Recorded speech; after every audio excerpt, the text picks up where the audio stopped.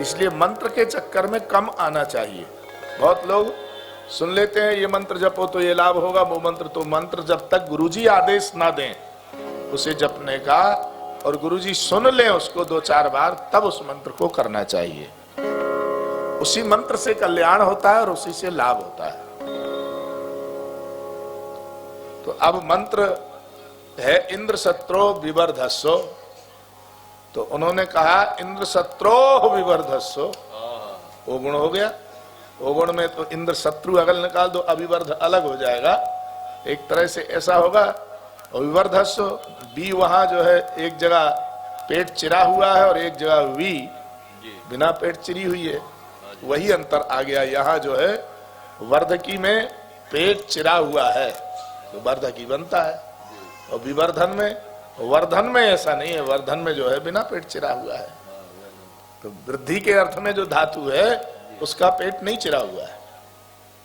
जैसे पिबत भागवतम में वकार जो है वो पेट चिरा हुआ है, वकार पिब धातु का वकार है वो। यदि हम वकार कर देंगे तो उच्चारण गलत हो जाएगा उसका। तो इसलिए ये सब बात बहुत सोच समझ करके व्याकरण में करनी चाहिए। अब हम इसे बताएंगे तो लोग कहेंगे वो तो व्याकरण पढ़ाने लग गए। मेरा निवेदन ये था कि कोई भी उच्चारण करने में यदि सावधानी नहीं होगी तो वो मंत्र तुम्हारा अनिष्ट कर देगा। इसलिए सबसे बढ़िया है भगवान का नाम, उसमें कोई गलती होती ही नहीं, चाहे उल्टा जपो चाहे सीधा जपो। राम ना कह के मरा कह दो तो भी कल्याण होगा, राम कहोगे तो भी कल्याण होगा। हाँ, एक हमारे यहाँ जब हम वृंदावन में पढ़ते थे तो एक बाबा परिक्रमा करते हुए आते थे वृंदावन की, और वो परिक्रमा करते हुए मजीरा बजाकर गीत गाते थे, मजीरा मजीरा मजीरा मजीरा। तो हमने उनको रोका और कहा बाबा तुम मजीरा मजीरा क्यों कहते हैं? तो उन्होंने कहा लाला आप भी मजीरा मजीरा कह के बोलो तो आनंद आ जाएगा। हमने कहा क्यों? बोले बार बार मजीरा कहोगे तब पता चलेगा मजीरा का अर्थ क्या होता है। तो हमने 3-4 लोग थे, हम लोगों ने भी जल्दी जल्दी कहा मजीरा मजीरा मजीरा मजीरा मजीरा मजीरा मजीरा मजीरा मजीरा मजीरा मजीरा मजीरा राम जी राम जी राम जी राम जी राम जी राम जी राम जी राम जी राम जी उल्टा कहो चाहे सीधा कहो, उल्टा नाम जपत जग जाना, वाल्मीकि भय ब्रह्मो समान। उल्टा ही तो कहा था उन्होंने, मरा मरा, अच्छा बार बार करो, मरा राम राम राम राम राम राम राम राम राम राम, हो जाता कि नहीं हो जाता है? उल्टा भी जल्दी जल्दी कहोगे तो राम ही हो जाएगा। इन्होंने मंत्र बोला इंद्र शत्रु विवर्धस्यो, इंद्र का शत्रु बढ़े तो बढ़ा नहीं, नष्ट हो गया। कैसे हुआ देखो बताते हैं। वो जन्म लिया और जन्म लेकर के आया, नाम वृत्रासुर पड़ा, देवताओं का मित्र बन गया, वो शत्रु नहीं बना। आपने कोई मंत्र जपा उसका फल ऐसा ही है। अच्छा हम आपको मंत्र लिख के देते हैं, उच्चारण आप लोग करना। हमने लिखा यहां रोको मत जाने दो, आप लोग पढ़ के दिखाओ। अच्छा हिंदी वाक्य है ये, तो ये कोई मंत्र तो नहीं है। आप लोग पढ़ो, इसको कैसे पढ़ोगे? यहां लिखा रोको, इधर लिखा मत, इधर जाने, इधर दो। बोलो पढ़ो, पढ़ो बेटा। आपने कहा रोको मत जाने दो, और इन्होंने पढ़ा रोको, अर्थ बदल गया कि नहीं?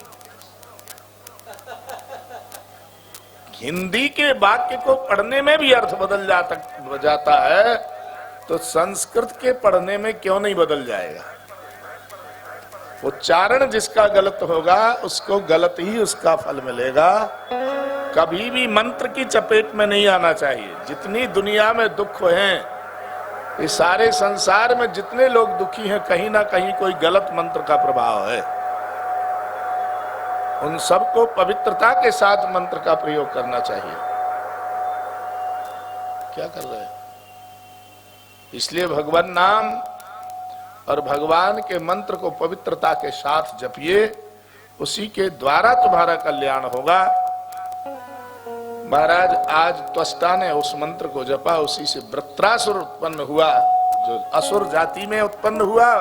पर परिचय पूछा कि तुम कौन हो, तो परिचय क्या दे रहा है? अहम हरे तब पादैक मूल दासानुदासो भवितास्मि भूया मनस्मरेत सुपतेर्गुणांस्ते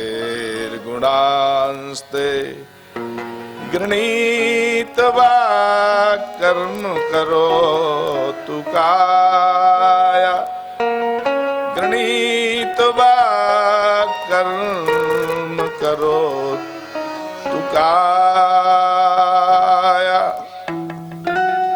कह रहे हैं महाराज, मैं श्री हरि के दासों का दास हूं। तब पादैक मूलो दासानुदास भविता, मैं दासों का दास बनना चाहता हूं। महाराज, कुछ पाने के लिए मैंने ऐसी तपस्या नहीं की है, मात्र केवल भगवान के चरणों में इस तरह से मन लग जाए जैसे कि तुरंत का जन्मा हुआ गाय का बच्चा अपनी मां का इंतजार करता रहता है। बस ऐसा ही वियोग मेरे हृदय में आ जाए और मैं उन प्रभु का स्मरण करता रहूं, ऐसी कृपा हमारे ऊपर करो। भगवान के प्रति मेरा इतना पवित्र भाव आ जाए। किस लिए आप चाहते हो ये सब कुछ? संपत्ति पाने को? बोले नना पृष्ठम न चपारमिष्टम न सार्वभौमम न रसाधिपत्यम न योग सिद्धिर पुनर्भवम समंजसता विरह्य कांक्षे। जैसे कोई विरही अपने प्रेमी का स्मरण करता है, ऐसा ही हम भगवान का स्मरण करें विरही के तरह। एक विरह में व्याकुल व्यक्ति अपने प्राण प्रियतम को कैसे स्मरण करता है? जैसे कोई प्रेयसी अपने प्राण प्रियतम के आगमन का समाचार सुन करके देखती, अब हमारे प्रियतम का फ्लाइट उतरने वाला है, थोड़े देर में तो आने ही वाले होंगे, कैसा इंतजार उसको बढ़ता जाता है। ऐसे ही हमें भगवान श्री कृष्ण के मिलन का इंतजार बढ़े, ऐसी कृपा करो। जैसे बछड़ा सुबह गाय का दूध पी लेता है, गाय चरने जाती है, पर सारे दिन वो बछड़ा गाय की तरफ देखता रहता है, कब शाम होगी, ग्वाल हमें छोड़ेगा, हम अपनी मैया का दूध पिएंगे। जंगल से आई हुई गाय बछड़ा ना दिखे तो उस पर क्या बीतती है। ऐसा ही विरह हमारे हृदय में भगवान के प्रति आ जाए। स्तन्यम यथा वत्स क्षुधा तृषार्ता। वह तुरंत का जन्मा हुआ वह पक्षी का बच्चा अंडे से जब उत्पन्न होता है उड़ नहीं सकता है, क्योंकि उसको पंख नहीं है, अजात पक्ष है। वो अपनी माँ के चोंच में दबाए हुए उस खाद्यान्न का ही इंतजार करता रहता है कि जब आएगी तो मुझे मुंह में डालेगी। कदाचित उसकी माँ चली जाए कहीं तो उसका पालन कैसे होगा? वो तो अपनी माँ के आश्रित है। ऐसे ही मैं जीव आपके आश्रित हूं। हे परब्रह्म, आप मेरे ऊपर कृपा करो। महाराज, वृत्रासुर का जो है बड़ा दिव्य उपाख्यान है। चित्रकेतु ही कालांतर में वृत्रासुर थे। क्यों? अपने किसी कर्म के कारण चित्रकेतु वृत्रासुर बने हैं। एक बार भगवती पराम्बा जगदम्बा भगवान शिव के गोद में बैठी हुई थी। चित्रकेतु ने कहा कि ये तो बताओ, देवता भी इस तरह से रहते हैं? संसारियों की तरह देवता भी रहते हैं? भगवती पराम्बा ने कहा कि तू मुझे देख करके ऐसी गलत बात कह रहा है, जा तू राक्षस हो जा। भगवान शंकर ने हाथ पकड़ लिया, बोले नहीं नहीं ऐसा साप मत दो, ये तो भक्त है हमारा। तो साप तो नहीं दिया, परंतु राक्षस हो गया। वो राक्षस होने के बाद इसके मन में भगवान से प्रेम रहेगा, ये भगवान शंकर ने उसे आशीर्वाद दे दिया। अब भगवान से प्रेम तो है, पर राक्षस के यहां जन्म हो गया, राक्षस नहीं हुआ। भगवान से प्रेम बना रहा। अब यहां भगवान का स्मरण कर रहा है। ध्यान रखो, ऐसा अपशब्द बोलने से उसके साथ ये हुआ है। भगवान के विषय में कभी अपशब्द नहीं बोलना चाहिए। हम एक बार कहीं गए थे, कुछ महिलाएं गा रही थी, मैंने सुना, हमारे भोले बाबा को अनाड़ी न समझो, भोले बाबा को अनाड़ी न समझो, अनाड़ी न समझो, भिखारी न समझो, अनाड़ी न समझो, भिखारी न समझो, हमारे भोले बाबा को अनाड़ी न समझो, हरे भोले बाबा को अनाड़ी न समझो, हमारे भोले बाबा के बगल में है गौरा, हरे भोले बाबा के बगल में गोरा, हरे भोले बाबा के बगल में है गौरा, हरे भोले बाबा के बगल में है गोरा, गौरा को देख के संसारी न समझो, गोरा को देख के संसारी न समझो, मेरे भोले बाबा को अनाड़ी न समझो, मेरे भोले बाबा को अनाड़ी न समझो।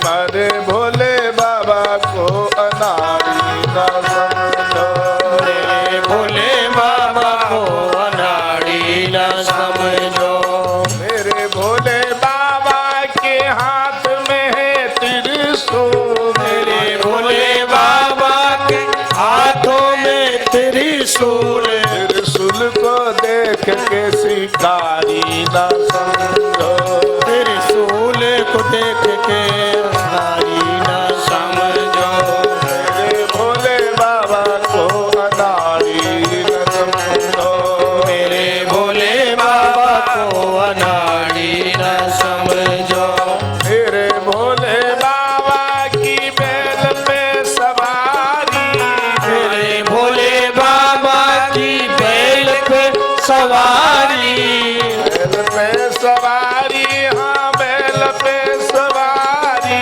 बैल पे सवारी, हाँ बैल पे सवारी, बैल को देख के व्यापारी न समझो, बैल को देख के व्यापारी न समझो, मेरे भोले बाबा को अनाड़ी न समझो, मेरे भोले बाबा को अनाड़ी न समझो, मेरे भोले बाबा के हाथ में है डमरू, मेरे भोले बाबा के हाथों में डमरू, डमरू को देख के मंदारी न समझो, डमरू को देख के मंदारी न समझो, मेरे भोले बाबा को अनाड़ी न समझो, मेरे भोले बाबा को अनाड़ी न समझो, मेरे भोले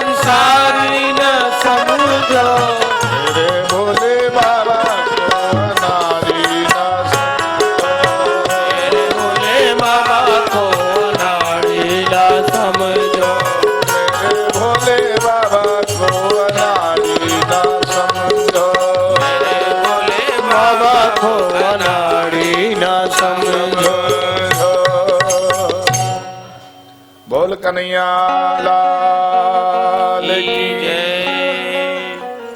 अनादि नहीं समझना चाहिए भगवान को। भगवान तो समर्थ हैं, सब कुछ कर सकते हैं। समर्थ को नहीं दोष, गोसाई कोई दोष नहीं देखना चाहिए। सामर्थ्यवान है भगवान, ऐसा ही दोष देखा गया, इसलिए चित्रकेतु कालांतर में राक्षस बन करके आए। हम सब भगवान में दोष नहीं देखते हैं, उनके गुणों को देख करके अपने कल्याण का साधन खोजा करते हैं। आज यहां बड़ी सुंदर कथा है। चित्रकेतु कालांतर में वृत्रासुर बने और वृत्रासुर बनकर के भी भगवान के शरण में आ गए। दधीची की अस्थि से बने हुए वज्र के द्वारा इनका देह पूर्ण हुआ है। भगवान के लोक को चले गए। माता दिति ने एक बार संकल्प किया, क्या करूं मैं, कैसे अपने परिवार को चलाऊं। महाराज ऐसा कोई पुत्र दो जिससे देवताओं की संपत्ति छीनने वाला पुत्र हो। ऐसा कोई पुत्र हमारे यहां उत्पन्न होना चाहिए जो देवताओं की संपत्ति छीन ले। तो कश्यप ने कहा इसके लिए तो पुंसवन व्रत होता है, 1 साल तक व्रत करना पड़ेगा। बोले महाराज कितना भी लंबा हो व्रत बताओ आप। तो देखो जो व्रत करोगी तो फलार करना पड़ेगा, जूठे मुंह नहीं सोना पड़ेगा, चोटी में गांठ लगा करके ही सोना पड़ेगा।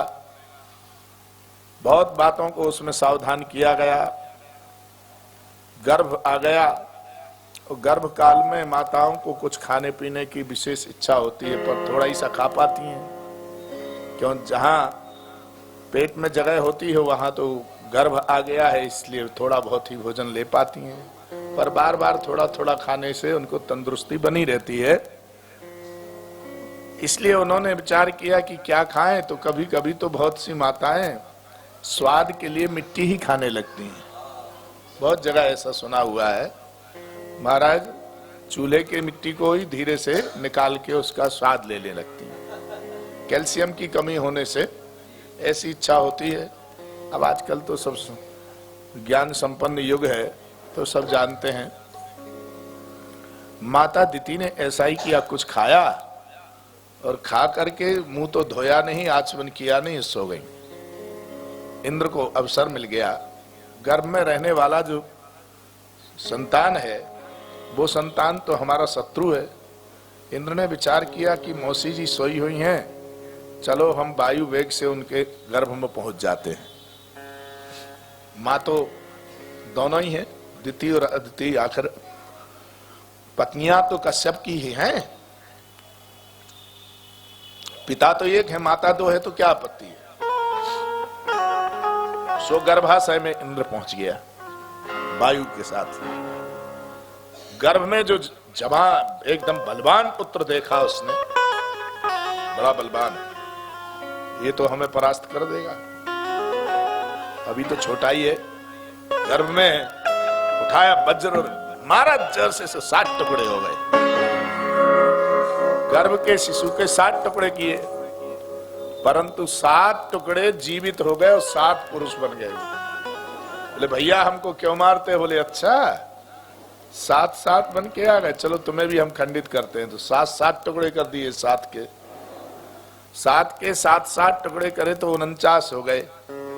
49 ने फिर हाथ जोड़ना चालू किया तो वज्र उठाकर दौड़ा इंद्र, हम तुमको फिर 7 टुकड़े करेंगे। बोले नहीं नहीं, अब करने की जरूरत नहीं है, हम तुम्हारे सहयोग को आए हैं, तुम्हारे शत्रु का सहयोग करने थोड़े ही आए हैं। अच्छा क्या सहयोग करोगे?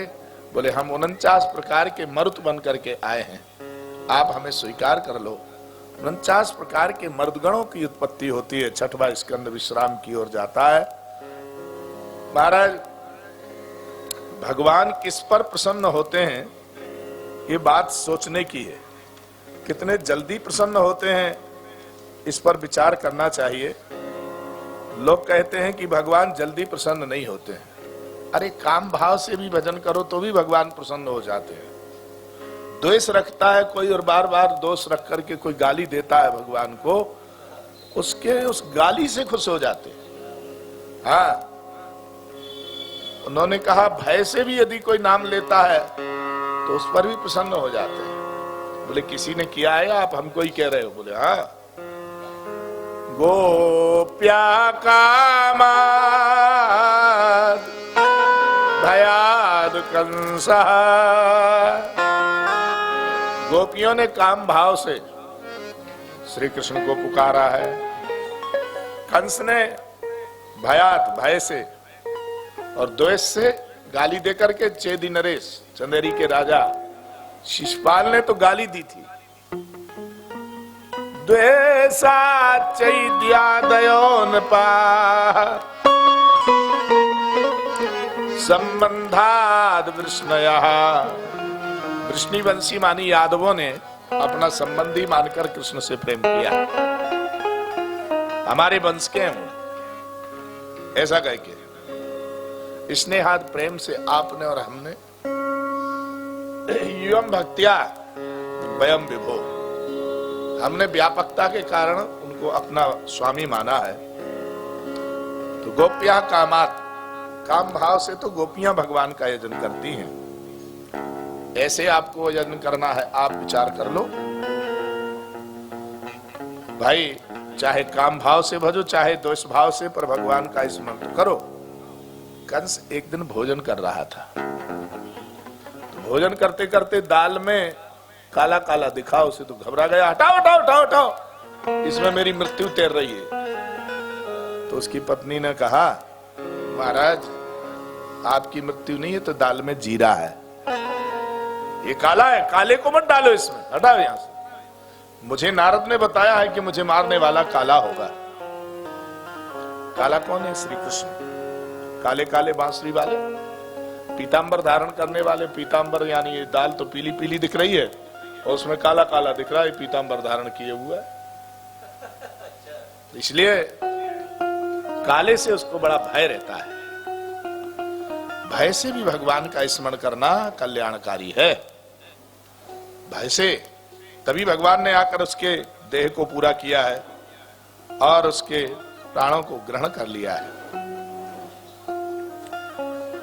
महाराज आप कह रहे द्वेष से, द्वेषात चैद्यादयोनपा, गाली बकता था खूब जोर जोर से शिशुपाल श्री कृष्ण के लिए, एक बार में 90 गाली दे देता था, पर यदि ज्यादा गुस्सा में आ जाता था तो 99 तक दे जाता था, एक नहीं देता था। आज उसने 100 गालियां दी। भगवान ने कहा हो गई तुम्हारी सीमा पार, बस तुम सीमा से उस तरफ निकल गए। हर व्यक्ति की एक सीमा होती है, पाप की भी एक सीमा होती है, सीमा लांघ गए तुम, अब बचने वाले नहीं हो। सो भगवान ने तुरंत कृपा की है उसके ऊपर और अपने चक्र के द्वारा उसके प्राणों को हर लिया। यही शिशुपाल कालांतर में हिरण्यकशिपु है। अच्छा, हिरण्यकशिपु बड़ा तपस्वी है, तपस्या करने के लिए निकला और पत्नी कयाधु को बोला कि चिंता मत करना, तुम घर में ही रहना, मैं आता हूं। तो जब तपस्या करने को निकला तो वहां उसने तपस्या करते करते किसी तोते को देखा, वो भगवान नाम लेकर जा रहा था, नारायण नारायण कह रहा था। उसने विचार किया कि आज मुहूर्त ठीक नहीं है, फिर आएंगे किसी दिन। मुहूर्त के चक्कर में बहुत लोग धोखा खाते हैं, इसलिए ज्यादा मुहूर्त के चक्कर में नहीं रहना। बोले भजन करना है, मुहूर्त नहीं है। पाप करने के लिए मुहूर्त नहीं देखते हैं, अच्छा काम करने को मुहूर्त देखते हैं। अरे भगवान नाम तो जब चाहो तब जपो, भगवान नाम का जपने का मुहूर्त ढूंढ रहे थे। अब यहाँ मुहूर्त अच्छा नहीं था, इसलिए मैंने भगवान का नाम नहीं जपा जी। कयाधु ने कहा तो क्यों आ गए स्वामी आप? बोले एक तोता कुछ बोलता जा रहा था। ये तोता कौन था? स्वयं बृहस्पति ही तोता बनकर के आए, क्योंकि शिष्य लोगों पर संकट आने वाला है, इसलिए तोता बनना ठीक है। शिष्यों के संकट को जो हरण नहीं करते हैं वो गुरु नहीं होते हैं। हाँ, पैसा लेने तो गुरु लोग खूब आ जाते हैं, पर शिष्य पर संकट आए तो पता ही नहीं लगता है। हरय शिष्य धन शोक न हरई, हरहि शीश धन शोक न हरहि शीश धन शोक न हरहि हरहि शीश धन शोक न हरहि सो गुरु घोर नरक मही परई सो गुरु घोर नरक मह परई गुरु घोर नरक मही परई सो गुरु घोर नरक मह परई गुरु घोर नरक मही परई सो गुरु घोर नरक मह परई हरहि शीश धन शोक न हरहि हरहि शीश धन शोक। शिष्य का परम धर्म है गुरु के प्रति आकर्षित होना, परंतु गुरु का धर्म है शिष्य के संपत्ति को ही केवल न ले।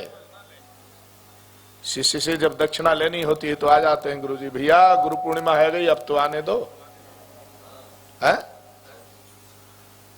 बहुत गुरुजन क्या करते हैं, साल में एक बार शिष्य के यहाँ जरूर जाते हैं, किस लिए? दक्षिणा लेने के लिए।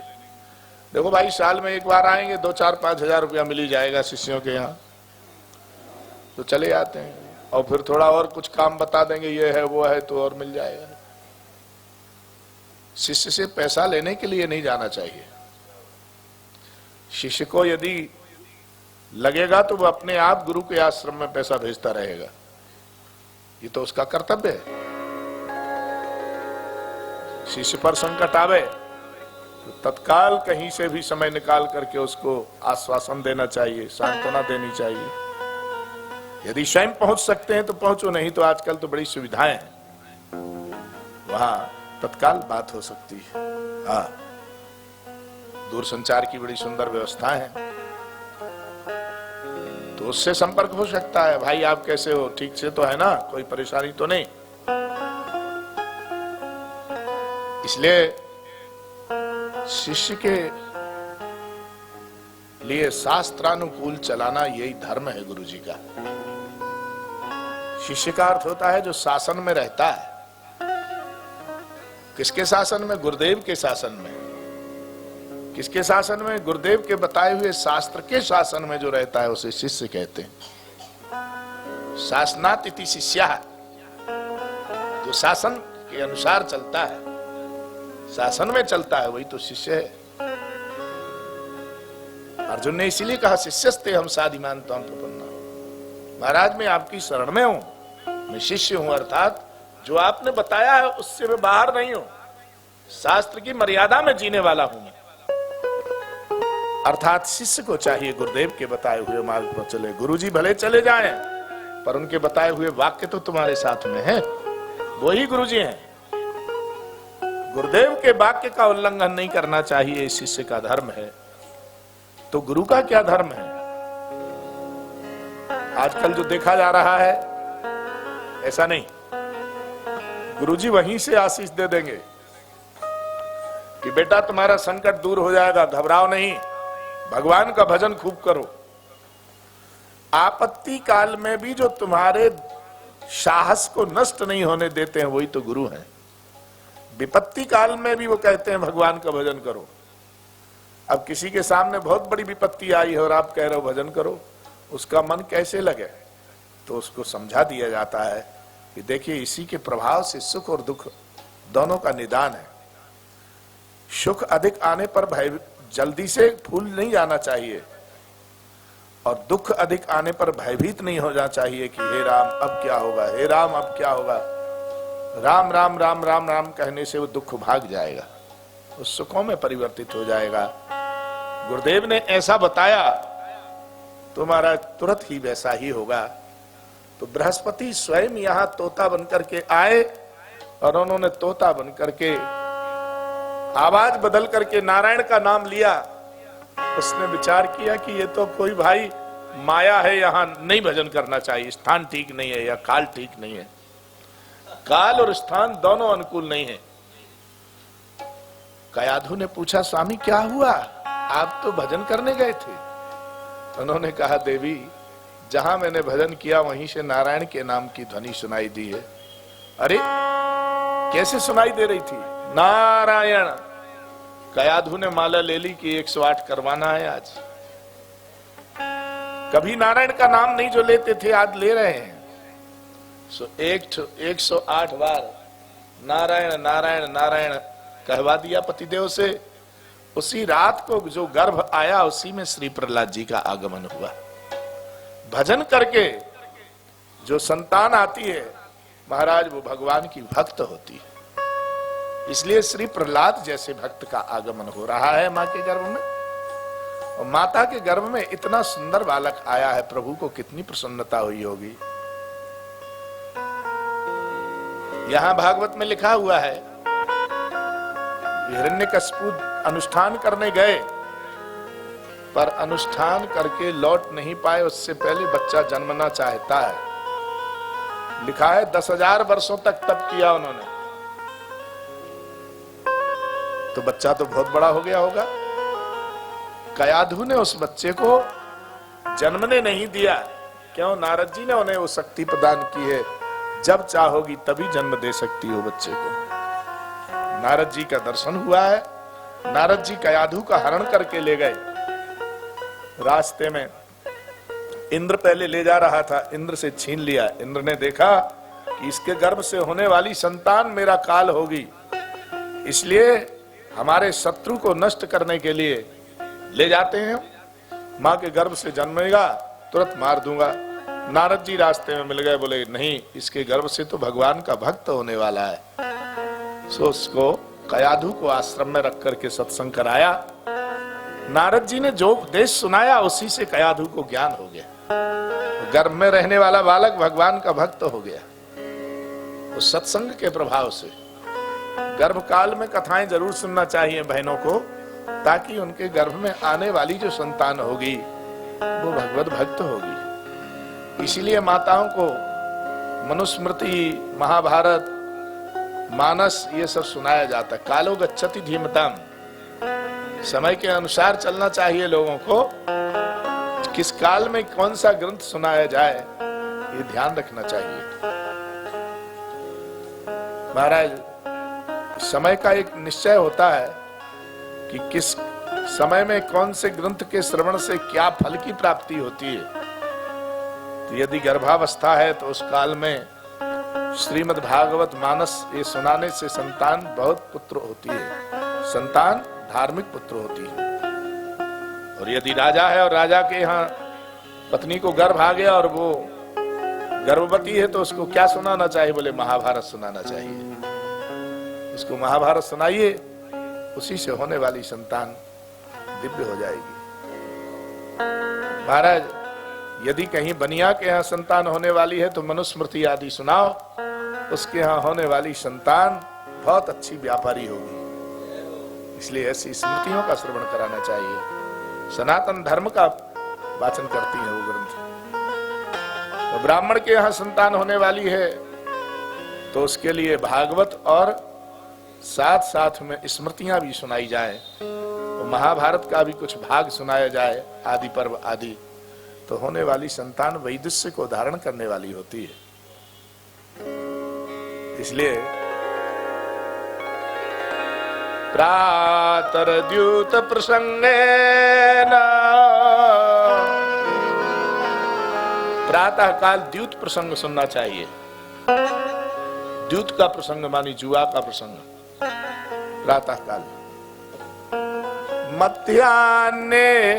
मध्याह्न काल में महाभारत का प्रसंग सुनना चाहिए और सायंकाल में रामचरितमानस की कथा सुननी चाहिए। ये समय समय का भी अलग अलग जो है वर्णन है। आज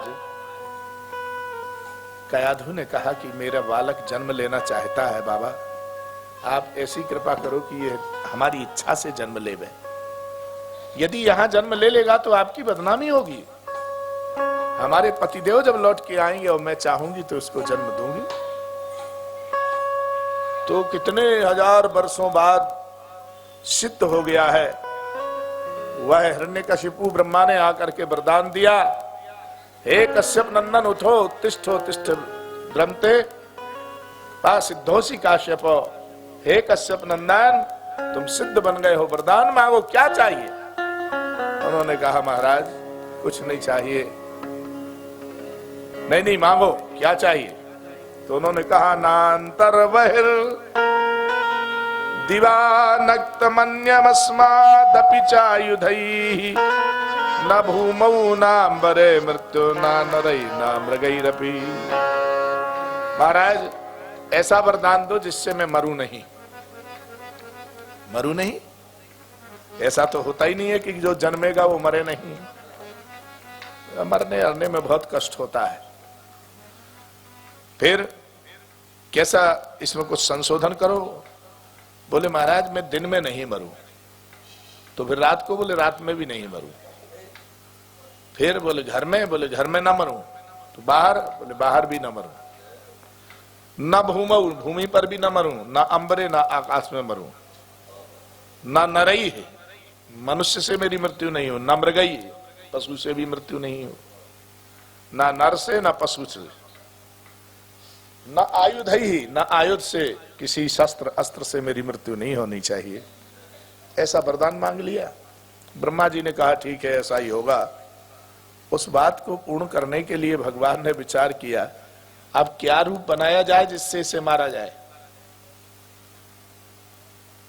बहुत दिन हो गया श्री हिरण्यकशिपु को आए हुए घर। तो 8-10 महीने बाद कयाधु ने विचार किया कि अब बच्चे को जन्म दिया जाए। यह लिखा हुआ है स्पष्ट कि नारद जी ने वह शक्ति प्रदान की थी कयाधु को, जब तुम जन्म देना चाहो संतान को तब जन्म देना, नहीं चाहो तो मत देना। नारद जी ने ऐसी शक्ति प्रदान की है। अब उन्होंने अपने गर्भ से संतान को उत्पन्न किया। सिद्ध होने के बाद बच्चा हुआ है, इसलिए इन्होंने हिरण्यकशिपु ने सोचा मेरा बहुत प्रिय बालक है, इसलिए इसका नाम प्रहलाद रखा। नाम प्रहलाद विशेष तौर से जो आह्लादित करता है उसी का नाम तो प्रहलाद है। लाद, सल्लाद, अनुल्लाद, प्रहलाद ये सब बच्चों के नाम थे पहले, पर अब नाम रखा है प्रहलाद। सल्लाद तो रोजा नहीं खाते हैं लोग, है? सल्लाद, सलाद, लाद, लादते हैं लोग पीछे से कंधे पर लादते रहते हैं।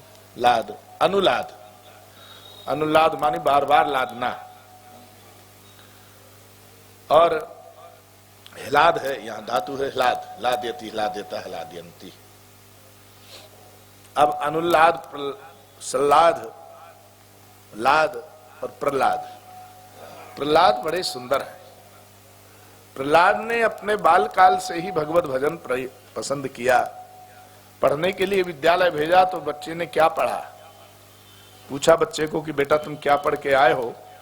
तो बालक ने अपने पिता को कहा पिताजी मैंने जो पाठ पढ़ा है तुम्हें भी वही पढ़ना चाहिए। क्या? ध्यान से पढ़ो। तत्साधु मन्ये सुरवरीय देहिना सदा समुद्र विघ्न धिया सदग्रहात् हित्वात्म पातम गृहमंधकूपम वनम गतो यद हरिमाश्रयेत हित्वात्म पातम गृहमंधकूपम। पिताजी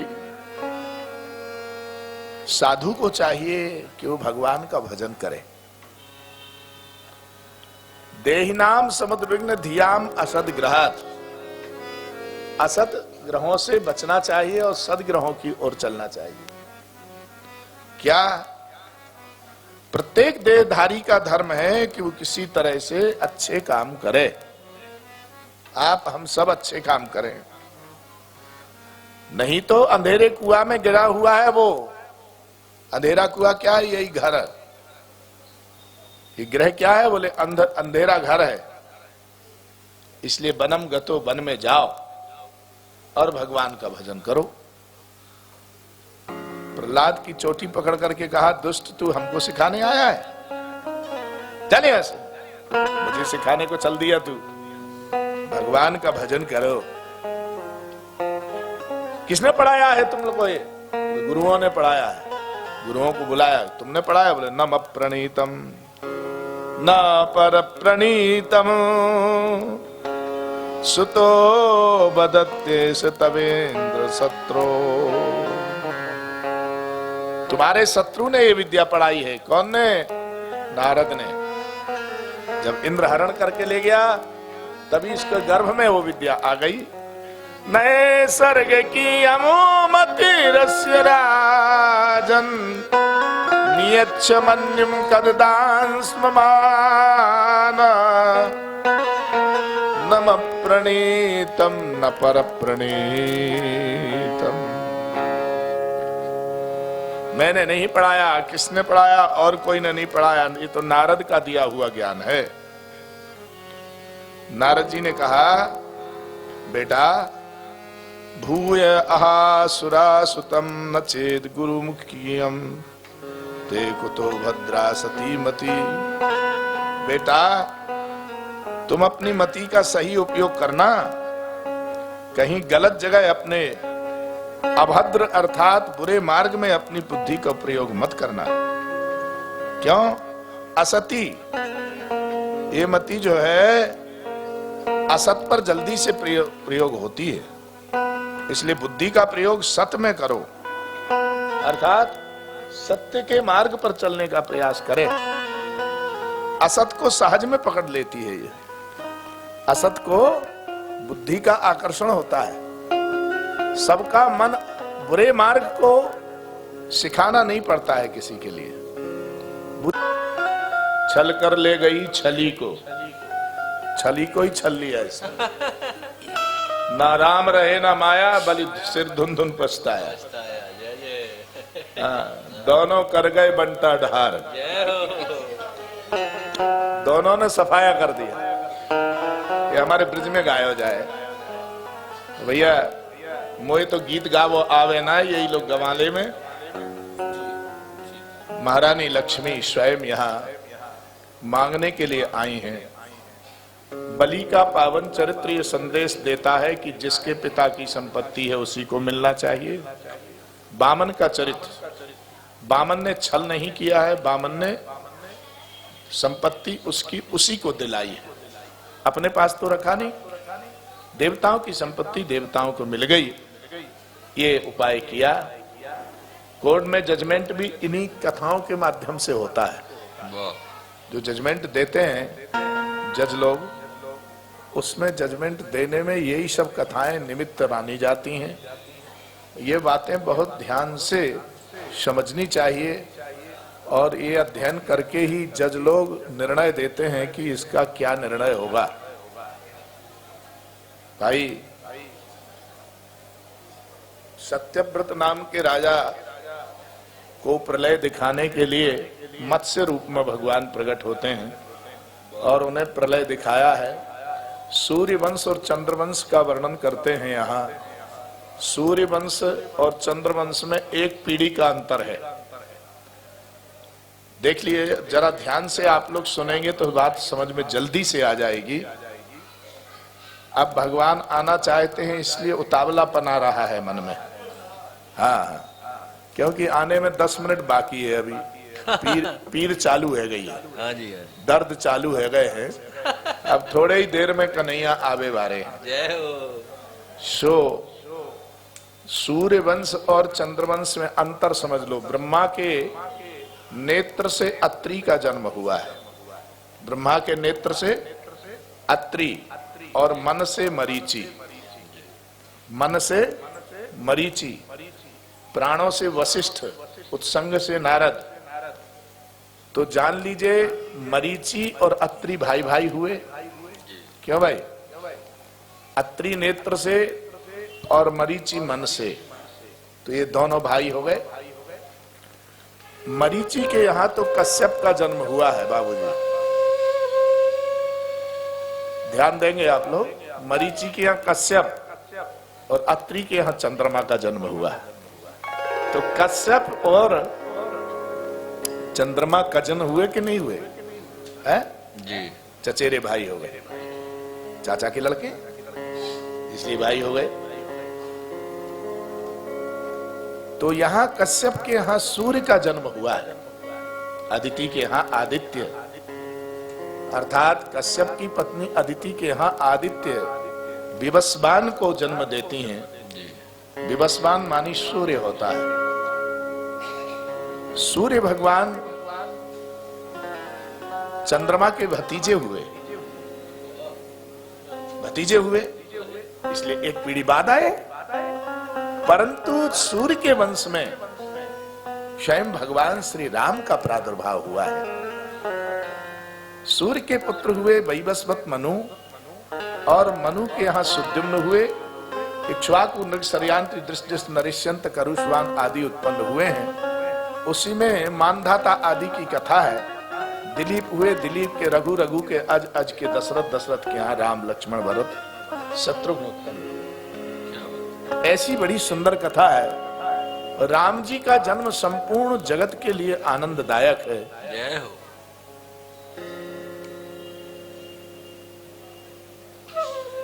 ऐसी बधाई बज रही है अयोध्या में।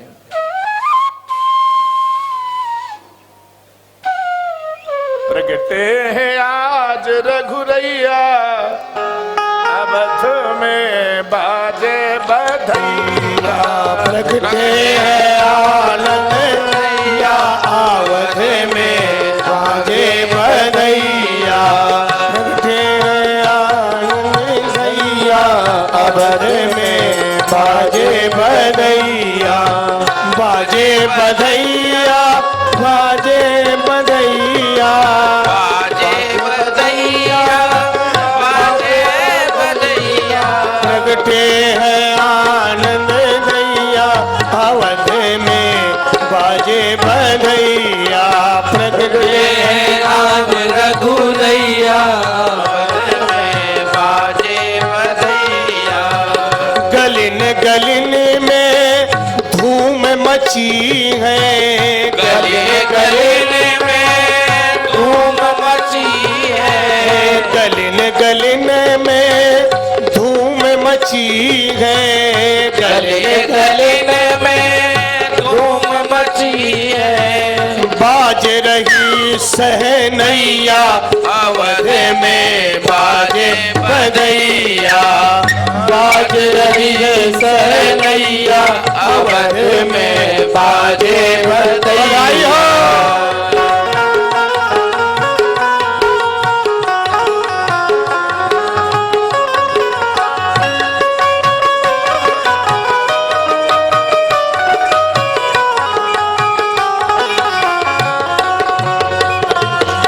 राजा लुटावे हाथी और घोड़ा।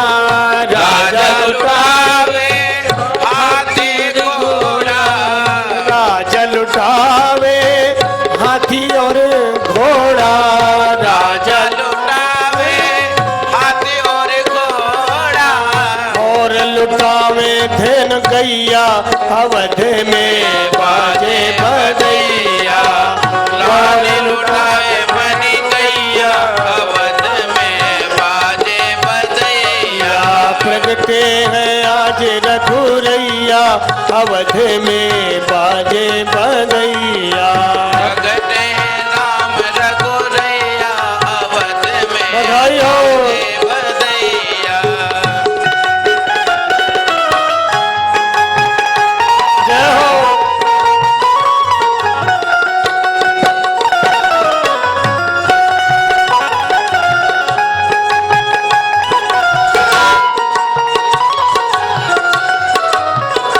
हाँ मैया लुटा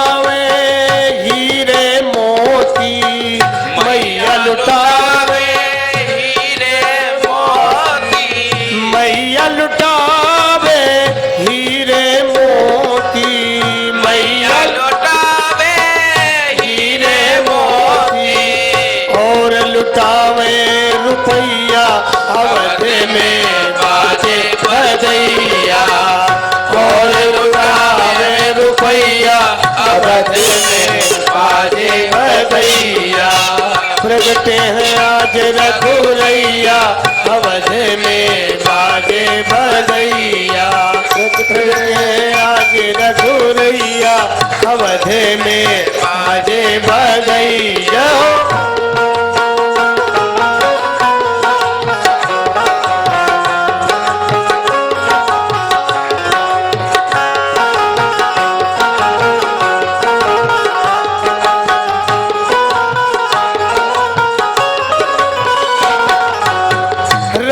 लक्ष्मण भरत शत्रुघ्न राम लक्ष्मण भरत शत्रुघ्न राम लक्ष्मण भरत शत्रुघ्न राम लक्ष्मण भरत शत्रुघ्न चिरजीव चारों भैया अवध में बाजे बधैया। चिरजीव चारों भैया अवध में बाजे बधैया। जन्म लियो है रघुरैया अवध में बाजे बधैया। जन्म लियो रघुरैया अवध में बाजे बधैया। जन्म लियो है चारों भैया अवध में बाजे बधैया। जन्म लियो रघुरैया अवध में बाजे बधैया। अवध में बाजे बधैया। अवध में आनंद भयो जय बोलो श्री राम की। अवध में आनंद भयो बोलो जय श्री राम की। अवध में आनंद भयो बोलो जय श्री राम की। जय हो रघुवर राम की। जय हो भरतलाल की। जय हो रघुवर राम की। जय हो रघुवर लाल की। अवध में आनंद भयो जय रघुवर लाल की। अवध में आनंद भयो जय रघुवर लाल की। अवध में आनंद भयो जय रघुवर लाल की। अवध में आनंद भयो जय रघुवर लाल की। अवध में आनंद भयो जय रघुवर लाल की। अवध में आनंद भयो जय रघुवर लाल की। अवध में आनंद भयो जय रघुवर लाल की। अवध में आनंद भयो जय रघुवर लाल की। अवध में आनंद भयो जय रघुवर लाल की। अवध में आनंद भयो जय रघुवर लाल की। अवध में आनंद भयो जय रघुवर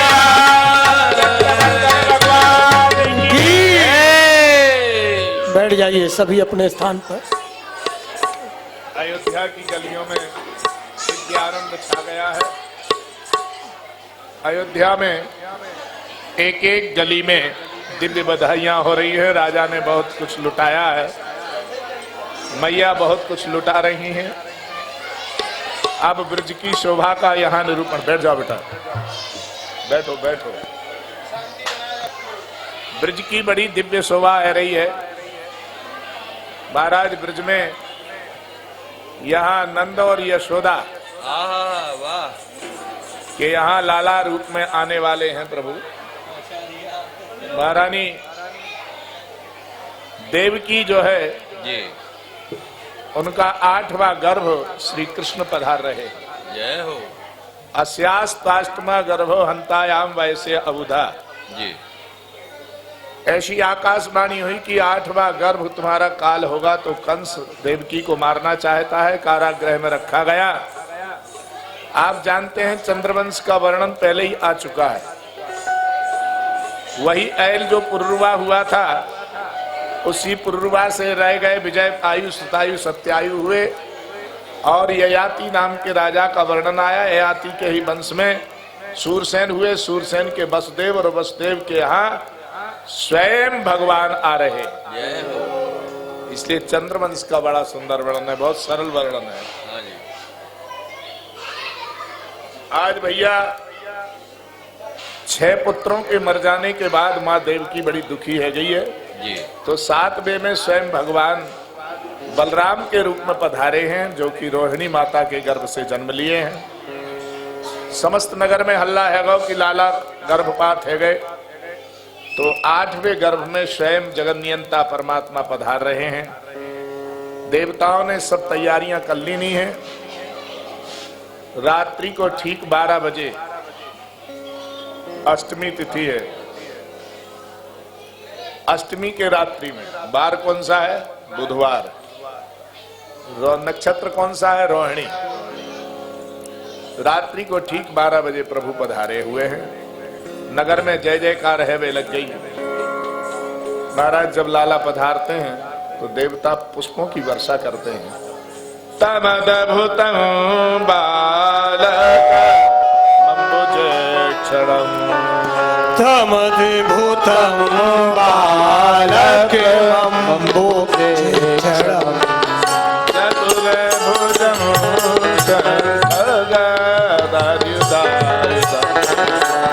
चतुर्भुजं शङ्खगदायुधायुधं श्रीवत्सलक्षमङ्गलगौरवितोभगं श्रीवत्सलमङ्गलशोभितोस्तुभं पीताम्बरं शान्तपायोदसौभगम् पीताम्बरं शाङ्गपायोदसौभगम्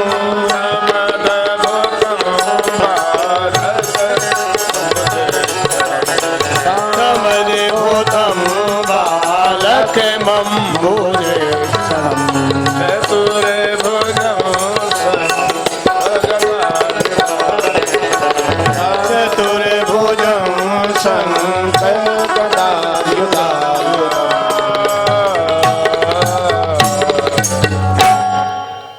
अद्भुत बालक ने जन्म लिया है। कैसा बालक है? जिसके 4 भुजाएं हैं। बोलो काऊ के यहाँ जन्म लियो का है? मैया देवकी के यहाँ 4 भुजान बालो छोरा भयो, इसलिए अद्भुत है। तमदभुतं बालक, बालक हुआ है। कौन हुआ है? कौन भयो है? बालक। बालक किसे कहते हैं? बालेशु, जिनके बालों में अर्थात रोयों में ब्रह्मांड के ब्रह्मांड व्याप्त। रोम रोम प्रतिराजु कोटि कोटि ब्रह्मांड, जिनके रोए रोए बालेशु कानी रोमानी ब्रह्मांडानी संतीति बालका, वो बालक है जिसके रोए रोए में ब्रह्मांड छाए हुए हैं। तमद्भुतं बालक, अंबुजेक्षण है। भगवान कैसे हैं? अंबुजाया इक्षणे दृष्टिर, जिनकी दृष्टि अंबुजा की तरफ है। अंबुजा कौन है? श्री लक्ष्मी जी। अंबुजा माने लक्ष्मी। जल से ही तो उत्पन्न होती है लक्ष्मी जी। जल से कमल भी उत्पन्न होता है, इसलिए कमल उनका भाई है। शंख भी भाई है, कमल भी भाई है। तो लक्ष्मी ने विचार किया चारों तरफ देख करके कि हमारे प्रभु यहाँ है कि नहीं। तो भगवान भी चारों तरफ देख रहे हैं लक्ष्मी आई कि नहीं आई। मैं तो ब्रज में आएगा, पर लक्ष्मी आई कि नहीं। लक्ष्मी तो पहले ही से बेलवन में आई के बैठी भाई। बेलवन में लक्ष्मी जी विराजमान है ब्रज में। तो ब्रज में सबसे पहले श्री जी आती हैं। ब्रज में कौन आता है पहले? श्री जी। और श्री जी तो खाने में लग रही हैं। क्या भाई, क्या गड़बड़ हो रहा है? श्री जी का आगमन सबसे पहले होता है। वो देखती नहीं है, कहाँ चली गई, गायब हो गई। ये बात है। देखा, श्री जी को देखना बड़ा कठिन है ब्रज में, है? हमारे यहाँ ब्रजमंडल में 1 साल 11 महीने 15 दिन पहले श्री जी आती हैं। तो कन्हैया कब आते हैं? 1 साल 15 दिन, 1 साल 11 महीने 15 दिन बाद आते हैं। तो इसका अर्थ है कि श्री जी 2 साल बड़ी हैं, 15 दिन कम ही तो है। 2 साल बड़ी है श्री जी। और कन्हैया जी कितने छोटे हैं? 2 साल छोटे। सो इधर से तो सब लोग बधाइयां ले लेकर के आ रहे हैं, और उधर से बरसाना से सगाई भी आ रही है। ले अब ही जन्म भयो, अब ही सगाई की तैयारी है गई। गर्भ में ही पहले तैयारी है गई सगाई की। तेरे या लाला और मेरा लाली होगी तो विवाह पक्को। तो लाली है गई बरसाने वाले के यहाँ। तो बोले अब मेरे यहाँ तो लाली है गई, तेरा लाला होगा तो बोले तो सगाई पक्की। और हमारे यहाँ दुल्हन बड़ी हो गई और दूल्हा छोटा होता है। हमारे यहाँ ब्रज में दुल्हन कितनी बड़ी चाहिए? तो बाबा ने बोली इतनी बड़ी चाहिए कहीं लाला खेलते खेलते मचल जाए तो गोद में लेके घर तो आ जाए। इतनी बड़ी दुल्हन चाहिए। बड़ी बहू बड़े भाग।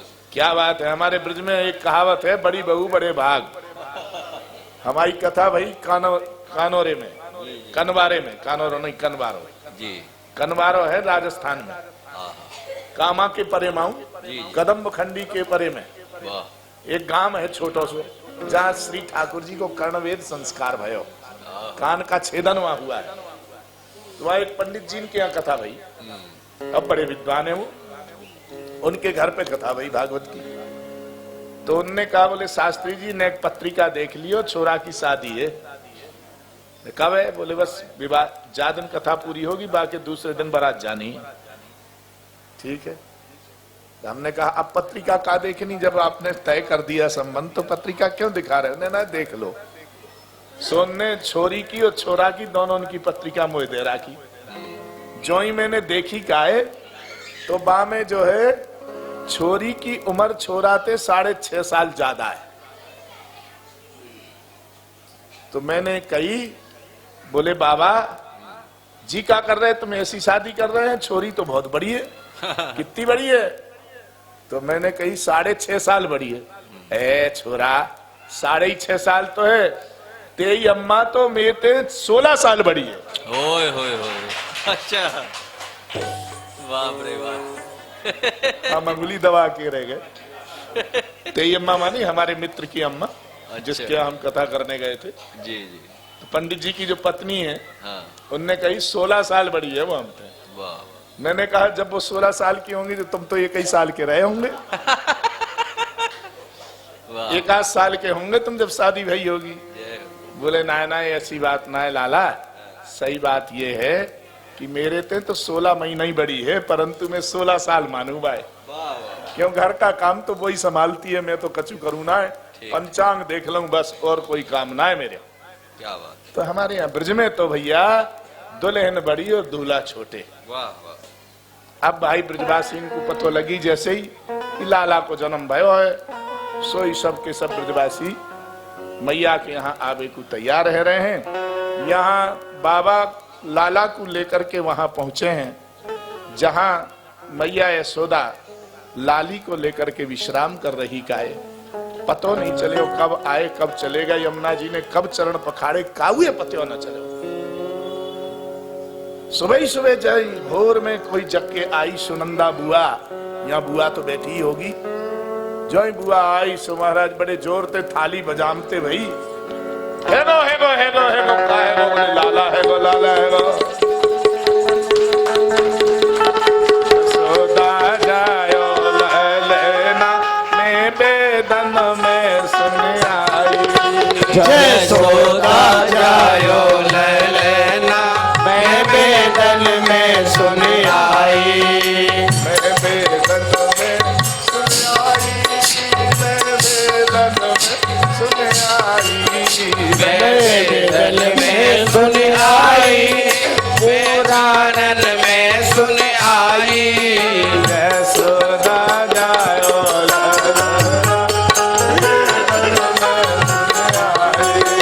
यशोदा जायो ललना मैं बेदन में सुन आई।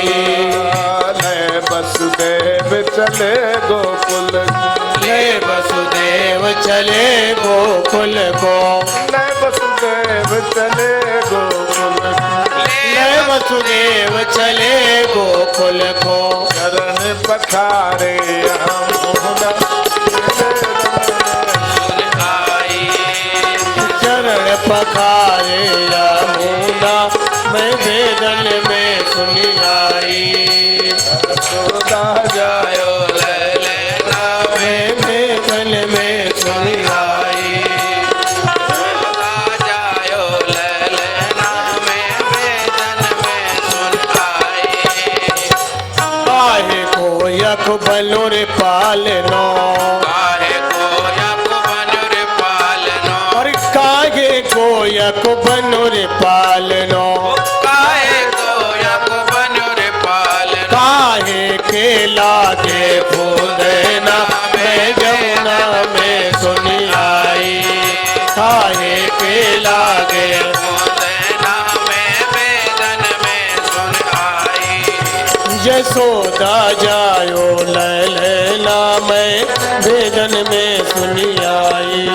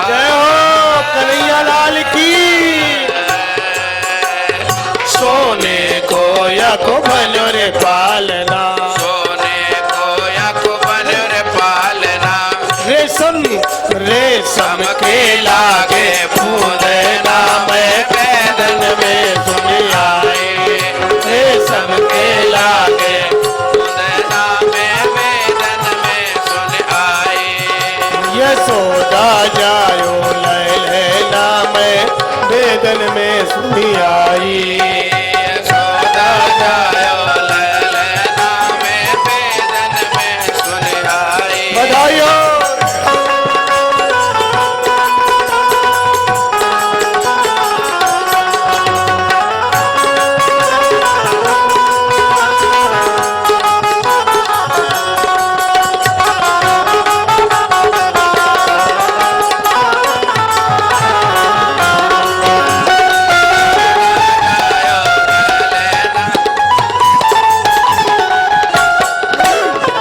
चंद्र सखी भज बाल कृष्ण छवि चंद्र सखी भज बाल कृष्ण हरि छवि चंद्र सखी भज बाल कृष्ण छवि चंद्र सखी भज बाल कृष्ण चिर जीवे तेरो ललना में वेदन में सुन आई चिर जीवे तेरो ललना मैं वेदन में सुन आई यशोदा जायो ललना मैं वेदन में सुन आई यशोदा जायो ललना मैं वेदन में सुन आई मैं वेदन में सुन आई मैं वेदन में सुन आई मैं वेदन में सुन आई मैं वेदन में सुन आई लाला जन्म सुनिया थोड़ा डिस्टेंस बना के रखिए डिस्टेंस। टीका भी लूंगी झूमर भी लूंगी टीका भी लूंगी झूमर भी लूंगी टीका भी लूंगी मैया झूमर भी लूंगी टीका भी लूंगी झूमर भी लूंगी कुंडल की कर दो साई यशोदा मैया दे दो बधाई लाला जन्म सुनी आई यशोदा मैया दे दो बधाई लाला जन्म सुनी आई यशोदा मैया दे दो बधाई लाला जन्म सुनी आई यशोदा मैया दे दो बधाई हो लाला जन्म सुनी आई यशोदा मैया दे दो यशोदा मैया दे दो बधाई हो हार भी लूंगी मैया झमेला भी लूंगी हार भी लूंगी मैया झमेला भी लूंगी माला की कर दो साई यशोदा मैया दे दो बधाई माला के कर दो साई यशोदा मैया दे दो बधाई लाला जन्म सुनी आई यशोदा मैया दे दो बधाई लाला जन्म सुनी आई यशोदा मैया दे दो बधाई और क्या पायल भी लूंगी लहंगा भी लूंगी पायल भी भी लूंगी लड़वा भी लूंगी चुनर की करे दो साई यशोदा मैया दे दो बधाई लाला जन्म सुनी आई यशोदा मैया दे दो बधाई चंद्रमुखी भज बाल कृष्ण छवि चंद्रसती बज बाल कृष्ण छवि जी भर के लूंगी बधाई यशोदा मैया दे दो बधाई जी भर के लूंगी बधाई यशोदा मैया दे दो बधाई लाला जन्म है की नंद के आनंद भयो जय कन्हैया लाल की नंद के आनंद भयो जय कन्हैया लाल की हाथी दिए घोड़ा लिए आओ तिनी पाल की हाथी दिने घोड़ा दिले की नंद के आनंद भयो की नंद के आनंद भयो कन्हैया लाल की की नंद के आनंद भयो बोल कन्हैया लाल। भगवान का पूजन करना है। जो भगवान को भेंट चढ़ाना रखी है आप लोग चढ़ा कर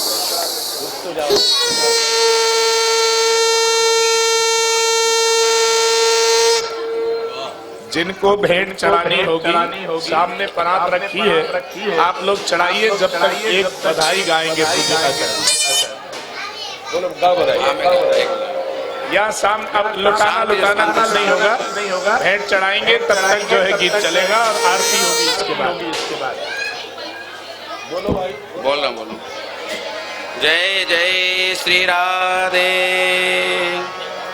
नंद की पोरी पे भीर भई, राधे श्री राधे श्री राधे। उत आए गए सब रावल बासी। इको कम करो, इसको कम करो। हो गया माता जी। आप सभी से निवेदन है, कृपया ध्यान दीजिए। सीताराम सभी इधर ध्यान दीजिए 2 मिनट के लिए, कृपया सभी ध्यान देंगे। जो भी आगंतुक निवेदन करके यहाँ पधारे हैं उनसे निवेदन है, कल की कथा में 56 भोग का आप सभी आनंद लेंगे। भैया आपको पता नहीं लगता है ई को ज्यादा है क्या? मुझे ही वहां आना पड़ेगा ई को कम करने। निवेदन है आप सभी कल की कथा में श्री गिरिराज धरण का कथा का आनंद लेंगे और यहाँ 56 भोग का भी बहुत सुंदर आयोजन रखा गया है। आप सभी माताओं से मेरा निवेदन है, आप भी अपने घर से कुछ ना कुछ बना करके लाएं, जिससे कि कल ठाकुर जी के 56 भोग में वह आपका भोग जो आएगा वह मिक्स हो जाएगा। तो आप जो भी बना के लाएं वह अपने पास रखें, लास्ट में जब 56 भोग लगेगा तब आपसे ले लिया जाएगा। और पुनः निवेदन है, जो भी ठाकुर श्री बांके बिहारी जी के जन्मोत्सव पर लाला की जो भी बधाई देना चाहते हैं, सामने परात रखी हुई है, आप वहां चढ़ाएं। और आइए चलें महर्षि के ओर, एक बधाई का आनंद लेंगे, उसके बाद आप सभी आरती करके और प्रसाद लेकर के जाएं। नंद की पोरी पे भीर भई, उत आए गए सब रावल बासी। आदर दे सब मिलन भये, इत भानु बाबा और नंद बवासी। श्री राधे को गोद लई यशोदा, उत कीरति लला को गोद उठासी। दो की शोभा छवि देख रंगीली, गावत बधाई मंद मुस्काती। नंद बाबा के घर छोना हुआ सावरा सलोना। नंद बाबा के घर छोना हुआ सावरो सलोना। सावरा सलोना हुआ सावरा सलोना। सावरा सलोना हुआ सावरा सलोना। सावरा सलोना हुआ सावरा सलोना। सावरा सलोना हुआ सावरा सलोना। नंद बाबा के घर सोना हुआ सावरा सलोना।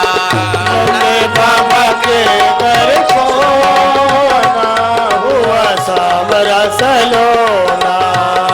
गोकुल नगरी में चर्चा घरे घरे। गोकुल नगरी में चर्चा घरे घरे। गोकुल नगरी में चर्चा घरे घरे। गोकुल नगरी में चर्चा घरे घरे। कहर मची है कोना कोना हुआ सावरा सलोना। कहर मची है कोना कोना हुआ सावरा सलोना।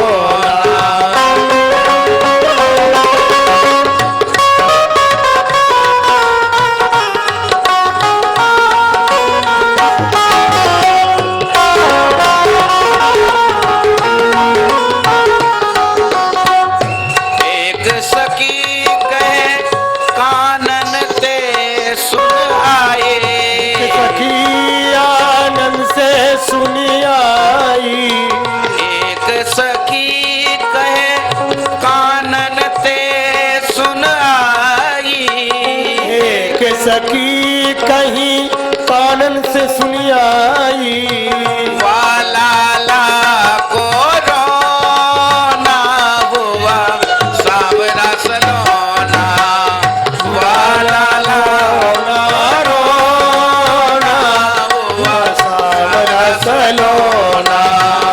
नंद बाबा के घर छोना हुआ सावरा सलोना।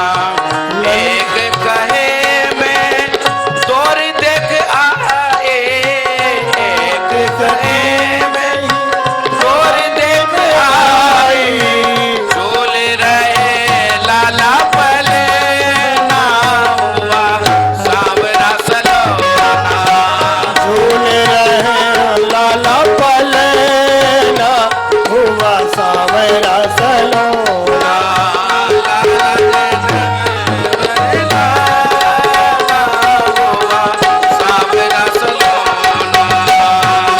बाबा के घर छोना हुआ सावरा सलोना।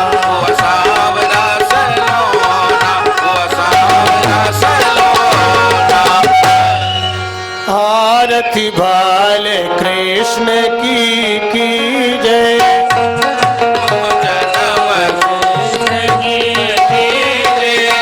अपनो जन्म सुफल कर लीजे,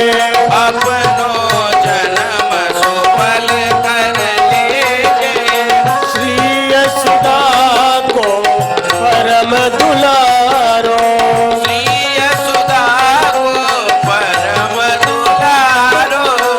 बाबा की अखियन को तारो, बाबा की अखियन को तारो, गोपिन के प्राणन सो प्यारो।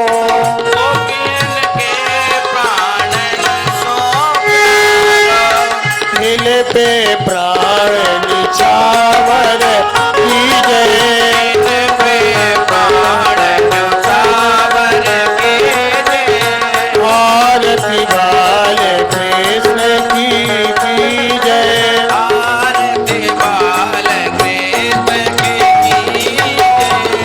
बलदाऊ को छोड़ो भैया, बलदाओ को छोटो भैया, कनुआ कही कही बोलती मैया। बनवा कही गए बोलत मैया, परम मुदिती मन लेत बलैया। परम मुदित मन लेत बलैया, इनको सरबस अर्पण कीजे, इनको सर्वस अर्पण कीजे। आरती वाल कृष्ण की जय। आरती बाल कृष्ण की कीजे। तो तरी बोलन मधुर सुहावे, तो तरी बोलन मधुर सुहावे, सखन संग खेलत सुख पावे। सकन संग खेलत सुख पावे, सोई सुकृति जो इनको ध्यावे। सोई सुनती जो इनको ध्यावे, जग छवि नयन में भर लीजे, एक विनयन में भर लीजे। आरती वाल कृष्ण की जय। आरती बाल कृष्ण की कीजे। श्री राधा बर कुंवर कन्हैया, श्री राधा वर सुगर कन्हैया, ब्रज जन को नवनीत खवैया। ब्रज जन को नवनीत खवैया, देखती मन